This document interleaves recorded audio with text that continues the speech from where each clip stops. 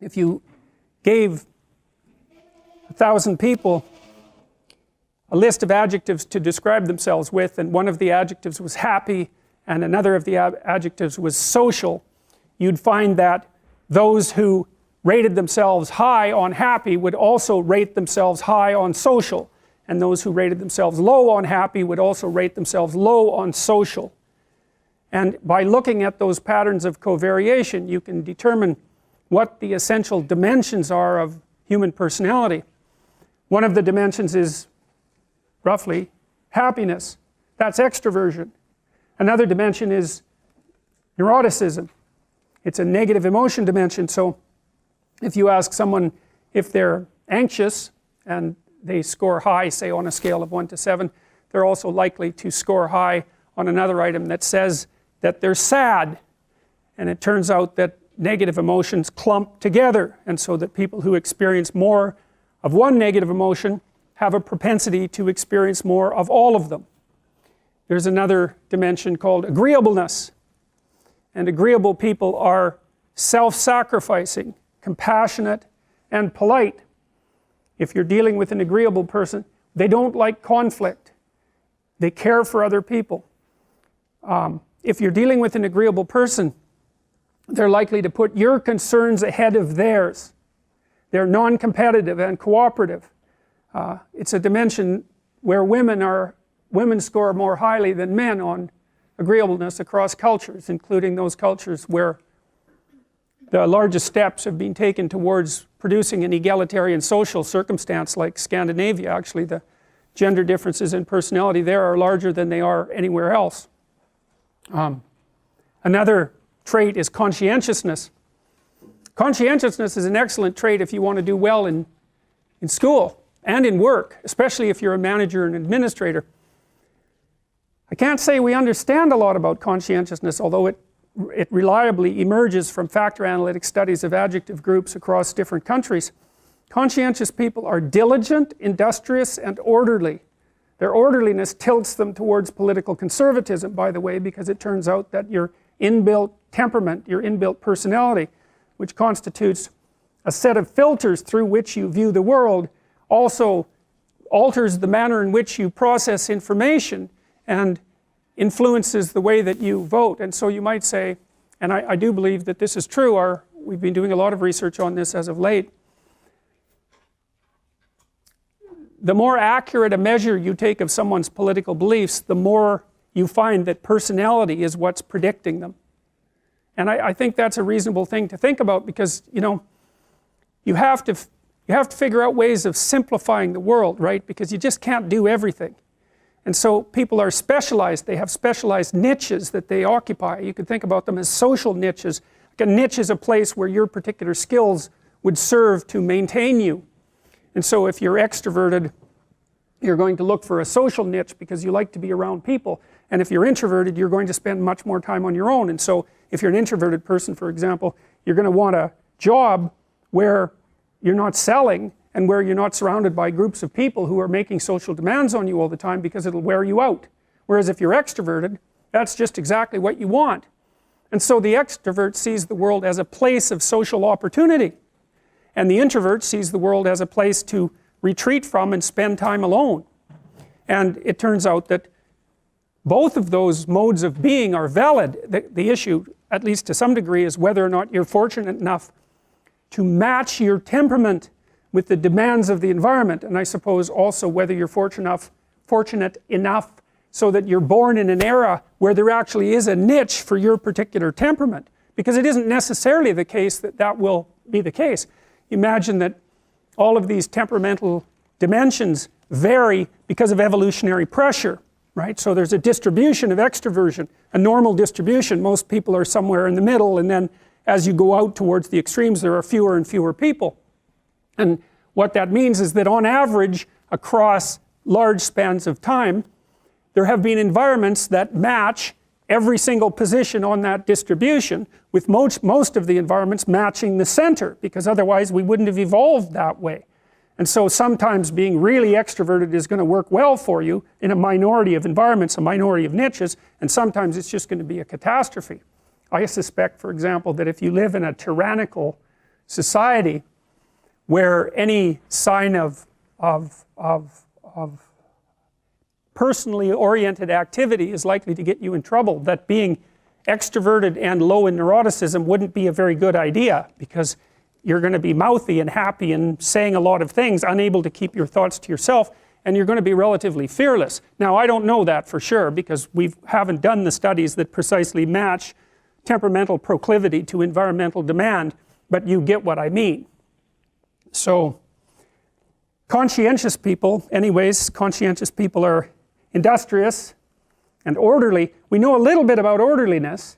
It seems to be associated, strangely enough, with disgust sensitivity, which I suppose isn't that surprising. You know, if you take an orderly person and you put them in a messy kitchen, they respond with disgust and want nothing more than to straighten it all out and organize it and clean it. And there's tremendous variability in orderliness. And as I said, orderliness predicts political conservatism. It's not the only thing, but it's certainly one of the things. The correlation between conscientiousness and grades is about 0.4. It's about 16% of the variance. It's the second best predictor of university grades after intelligence. And we'll talk about intelligence during this course too. Intelligence is actually a relatively straightforward concept. I don't think I'll get into it today, but conscientious people, their industriousness and their orderliness makes them schedule their time. So they make efficient use of their time. They use schedules and that sort of thing. We haven't been able to figure out anything about the underlying biology or psychology of industriousness. We've tried really dozens and dozens of tests attempting to find a laboratory measure on which industrious people do better, and we failed completely. And there's no animal models of industriousness either. And so I would say it's a great mystery that remains at the heart of trait psychology.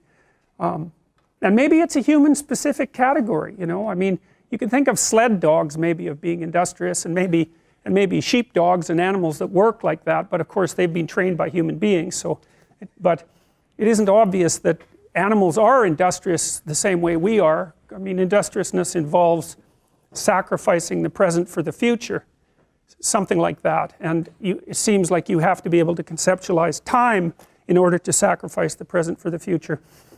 One of the things that I would recommend that you do as students in this course, and maybe in every course, speaking of industriousness, is come up with a plan of attack for the course and use a scheduler. You know, if you treat your university career like a full-time job, you're much more likely to succeed. And if you keep up on the readings and you keep up on the essays and all of that, then you're much less likely as well to fall into despair when you get too far behind. Using a Google Calendar or something like that to organize a schedule for the entire semester at the beginning of the semester can be invaluable, especially if you're not very industrious, because it can keep you on track. And one of the things we know about industrious people is that they are very good at using schedules and at planning the use of their time. And so I would like to say that you should all be smarter, but I don't know how you could be smarter.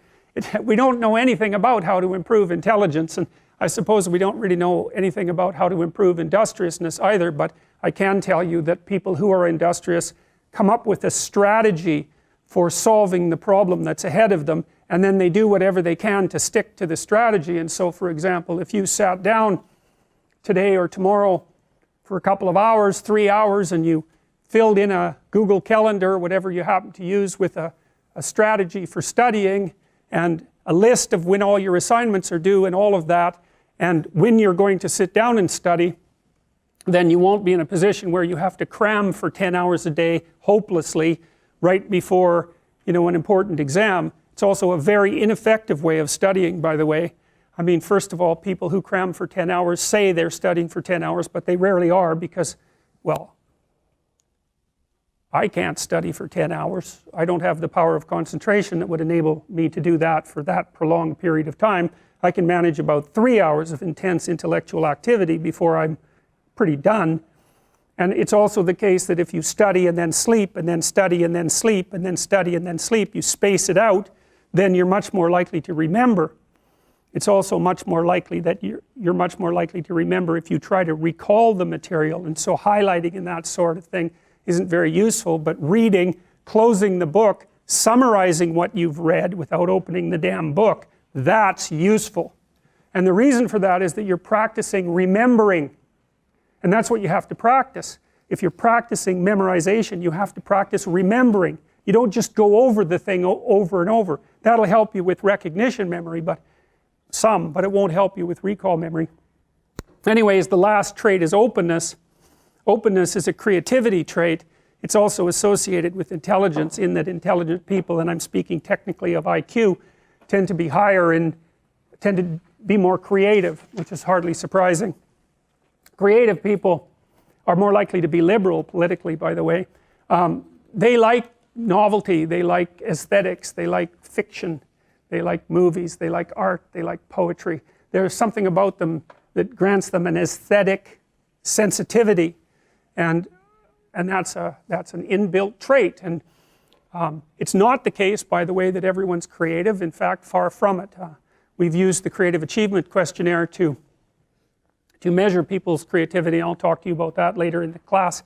And the Creative Achievement Questionnaire takes 13 dimensions of creativity, so, you know, writing, dancing, acting, scientific investigation, entrepreneurial activity, architectural activity, cooking, there's a handful of others, singing, etc. You know, the sorts of things that you would assume that people could be creative about. And then it asks people to rate themselves on a scale from 1 to 10 on their level of achievement with regards to all those creative domains, with 0 being I have no training or proficiency in this area, and 70% of people score 0 across the entire Creative Achievement Questionnaire. A tiny proportion of people are outliers, way out, and they're creative in many dimensions simultaneously and exceptionally creative. And it turns out, as you'll find out, that pattern, which is called a Pareto distribution, where most people stack up at 0 and a few people are way out on the creative end, characterizes all sorts of distributions, like the distribution of money, for example, which is why 1% of the people have the overwhelming majority of the money. It's a different 1% across time. It churns, and you're much more likely to be in the 1% if you're older, logically enough, because one of the things you do as you age is you trade youth for money, if you're fortunate. I don't think the trade is really worth it, but that's the best you've got. So anyways, those particular traits, you can think of those as ways that you simplify the world, right? There's lots of different places that you can act in the world, and there's lots of different ways you can look at it and survive. That's why you can be a plumber and a lawyer and an engineer, and those all work, right? Even though they're very different modes of being. And you can have different personalities and survive, as long as you're capable of finding the place where your particular filters and behavioral proclivities match the demand of the environment. And a huge part, I would say, of successful adaptation is precisely that.